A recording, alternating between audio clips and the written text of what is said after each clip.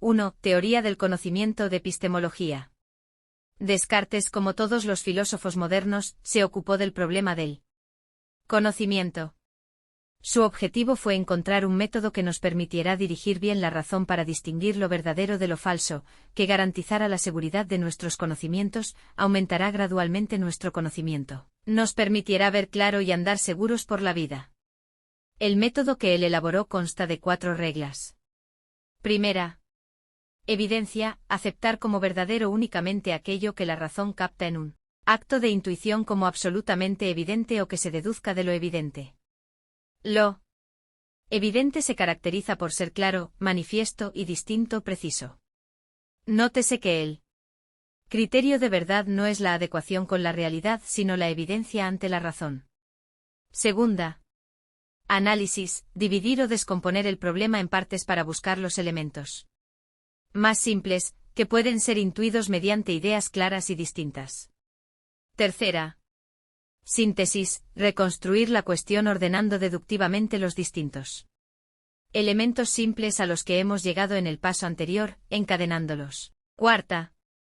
Enumeración, hacer frecuentes revisiones de los procesos de análisis y síntesis, para asegurarnos de que no olvidamos nada, de modo que se pueda abarcar todo el conjunto de un solo golpe de vista y se pueda poseer una total evidencia intuitiva del mismo. Una vez descubierto el método, Descartes lo aplicó a la matemática y con él desarrolló la geometría analítica. Más adelante lo aplicó a la filosofía para intentar construir todo el edificio del conocimiento. Para ello aplicó la primera regla buscando una verdad absolutamente evidente a partir de la cual deducir el resto de nuestros conocimientos. El procedimiento que Descartes utiliza para obtener esa primera verdad evidente es la duda metódica. Esta consiste en dudar de todo para ver si al final queda un resto indubitable y absolutamente cierto que nos sirva como punto de partida. La duda en Descartes es metódica, provisional y radical, se diferencia de la duda escéptica que sería real, permanente y moderada. La duda se aplica siguiendo los siguientes niveles. Primero.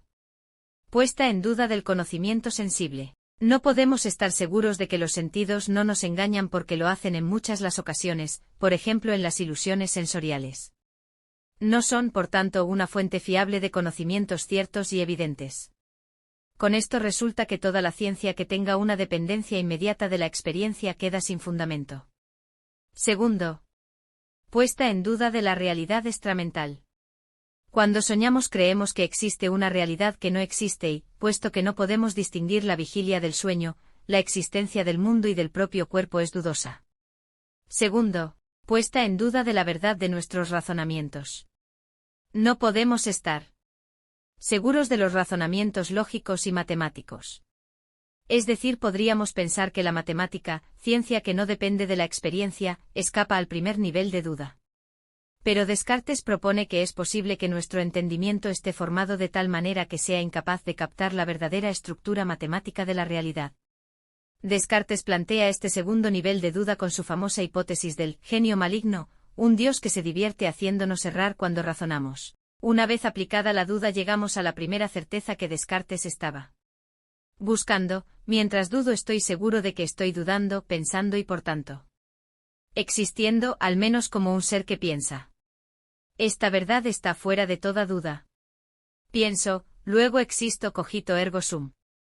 Esta verdad indubitable, intuida, inmediatamente se convierte en el primer principio de la filosofía, el punto de partida desde el que se reconstruye el edificio del conocimiento. Afirmar pienso, luego existo significa el reconocimiento del yo como una cosa o sustancia que piensa, duda, quiere. Afirma, niega, entiende, imagina, siente y que tiene existencia independiente del cuerpo de cuya existencia, como del mundo, no estamos seguros. Es importante destacar que el pienso, luego existo, es la primera verdad y el criterio de verdad, pues sólo aquella verdad que se presente tan clara y distinta como esta, se admitirá como evidente y por ello fuera de toda duda. Una vez hallada la primera verdad, Descartes se encuentra con el problema de que únicamente está convencido de su propia existencia. Podemos decir que está encerrado en su propia subjetividad. Es lo que se conoce como el problema del solipsismo. La superación de este problema la va a realizar Descartes demostrando la existencia de Dios a partir del análisis de las ideas de su propia mente. Al realizar tal análisis descubre tres tipos de ideas. Adventicias, aquellas que supuestamente representan objetos o cualidades físicas. Y parecen provenir de la experiencia externa. Árbol, nube, etc. La idea de Dios no es una idea de este tipo. Ficticias, producidas por la propia mente a partir de otras ideas. Centauro, sirena, etc. Descartes demostrará que la idea de Dios no es una idea de este tipo. Innatas, claras y distintas. Poseídas por el entendimiento en sí mismo. No vienen del exterior. Existencia y pensamiento. Entre estas ideas encontramos la idea innata de un ser perfecto e infinito, es decir, Dios. A partir del análisis de tal idea, Descartes llegará a demostrar la existencia de Dios, superando así su propia soledad y encontrando una garantía para el conocimiento. La realidad está constituida por tres tipos de sustancias y cada una de las tres posee un atributo que la define. La sustancia pensante o mente, res cogitans. Su atributo es el pensamiento. La sustancia infinita o Dios, res infinita. Su atributo es la infinitud. La sustancia extensa o materia, res extensa. Su atributo es la extensión, es decir, los cuerpos, la materia, ocupan un lugar en el espacio, tienen dimensiones, cualidades susceptibles de matematización. Descartes define la sustancia como aquello que existe y no necesita de ninguna otra cosa para existir. Vemos que esta condición solo la cumple Dios. Pero como las otras dos sustancias son plenamente independientes entre sí y solo dependen de Dios para existir, se las llama también sustancias. Historia de la música, clasicismo. Contexto. Etimología. La palabra clasicismo tiene el significado de estilo que se inspira en las tradiciones antiguas greco-romanas y viene del sufijo guionismo, doctrina, tendencia, sobre la palabra clásico, y esta del latín classicus igual a de clase. Cronología. El clasicismo es un periodo que se enmarca entre el barroco y el romanticismo. Suele fecharse convencionalmente entre 1750, muerte de J.S. Bach, y 1827, año en el que muere Beethoven. Es una etapa corta que marca la transición de la edad moderna a la edad contemporánea. Contexto social / artístico. El clasicismo en música, neoclasicismo en las otras bellas artes. Quería liberarse de las suntuosas formas barrocas y rococós, inspirándose en la noble sencillez del arte clásico. Época de predominio de la mente, del pensamiento racional, la ilustración, de la forma más que no del contenido. Los países líderes son Austria y Alemania. Viena, capital del Imperio Austrohúngaro, estaba ligada por su lengua en Alemania y por su religión mantenía buen contacto con el norte de Italia, parte del cual estaba bajo su dominio político. Allí se creó un lenguaje musical universal, clásico, producto de los estilos francés, italiano y alemán, especialmente de la fusión que hizo Mozart. La segunda mitad del siglo XVIII es la época de decadencia de las monarquías absolutas, del despotismo ilustrado, de la democratización de la cultura con las ideas de la Ilustración, del inicio de la Revolución Francesa, a pesar de que sus efectos se harán sentir especialmente durante el siglo XIX con el romanticismo. La Ilustración es el movimiento cultural progresista francés creado por intelectuales como J. Rousseau de Diderot. Esta corriente ideológica defiende la razón y el sentido común rigen el mundo. Gran desarrollo de la investigación y la ciencia. Los ideales de igualdad y bienestar para todo el mundo se consiguen a través de la educación y el conocimiento. Neoclasicismo, valorización de los cánones estéticos de Grecia y Roma. En cuanto al arte, este es un reflejo de las ideas expresadas anteriormente en que la razón, la mente y la inteligencia se ponen al servicio de la belleza ideal y de la perfección formal. Interesa más la forma que no el contenido. Es una reacción al arte barroco, formas austeras y sencillas enfrente de las reatornilladas y suntuosas del barroco. La estética clásica se basa en proporción, equilibrio, simetría, sencillez, orden, regularidad, claridad, luminosidad. Características.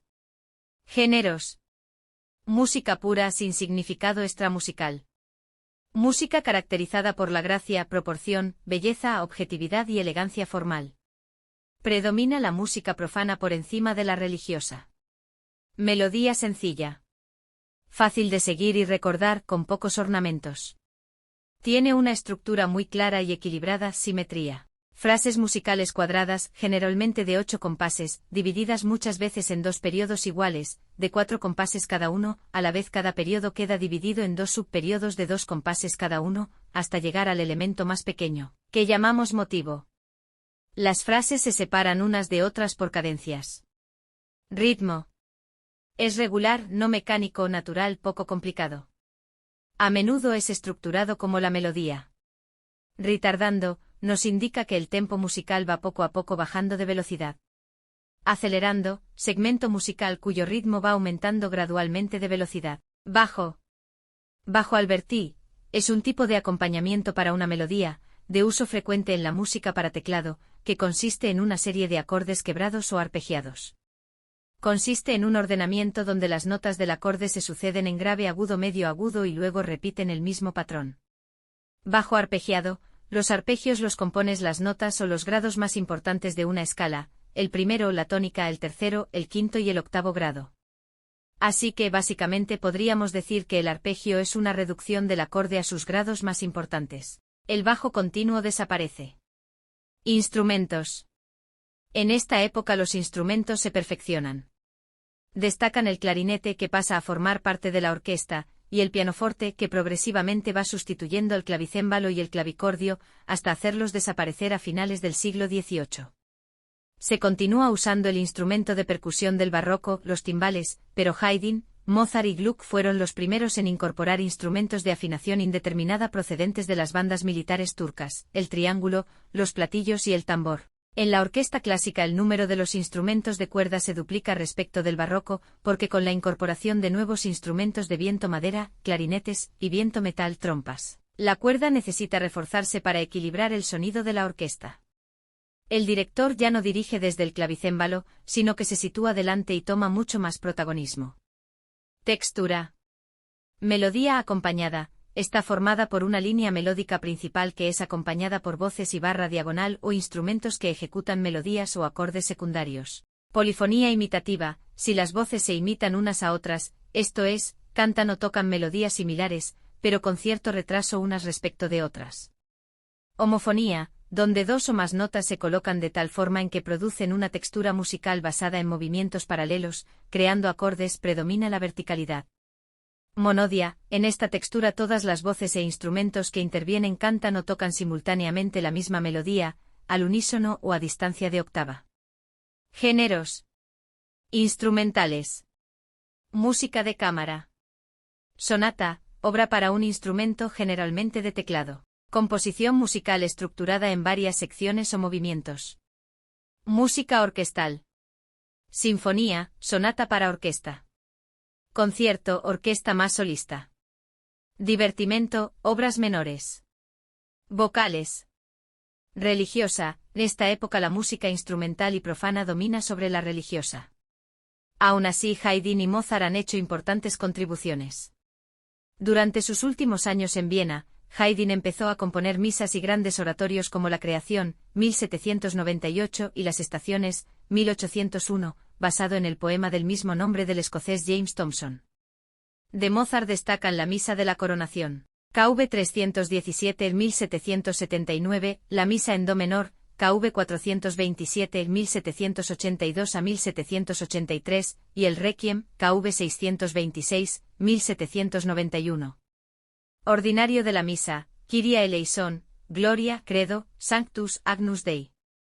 Propio de la Misa, Introitus graduale, Alleluia, offertorium y communio. Profano ópera, lo ópera es sin duda el gran género de música vocal del clasicismo. Es una de las manifestaciones artísticas más completas, puesto que integra la mayoría de las artes, música, literatura, pintura, teatro o escultura. A diferencia de la ópera barroca, donde los argumentos eran histórico-mitológicas, la ópera clásica prefiere argumentos más mundanos. Con la ópera La Serva Padrona, 1733, Pergolesi fue el primero en emplear personajes de clase social baja, sirvientes, y de tratar las relaciones amorosas de la vida cotidiana. Estructuras. Autores. Haydn. Un compositor austríaco es el tercero gran representante del clasicismo vienés. Aunque no fue suficientemente visto por la generación romántica, puesto que lo consideraban más ligado a la tradición anterior.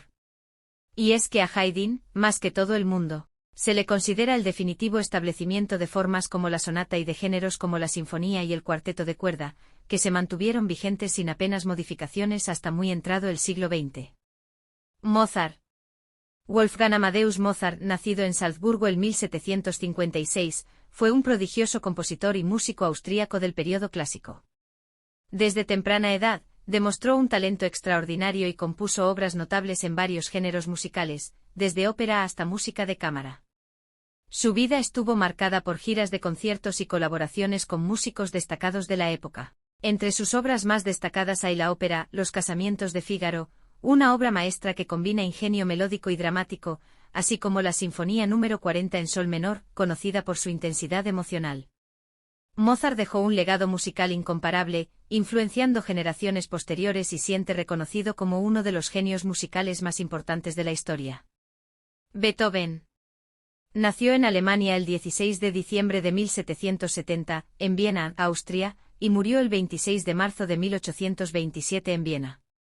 Fue un compositor, director de orquesta y pianista alemán y su legado musical se extendió cronológicamente desde el clasicismo hasta los principios del romanticismo. Consiguió trascender la música del romanticismo, motivando la influencia en una diversidad de obras a lo largo del siglo XIX. Su arte fue principalmente expresada en las sinfonías y en numerosos géneros. Sus obras incluyen los géneros pianísticos de cámara, sacra, vocal, concertante y orquestal. Tres de sus obras más importantes son: Sinfonía número 3 en mi bemol mayor, op. 55. Sinfonía número 5 en do menor, op. 67. Sinfonía número 6 en fa mayor, op. 68. Sinfonía pastoral.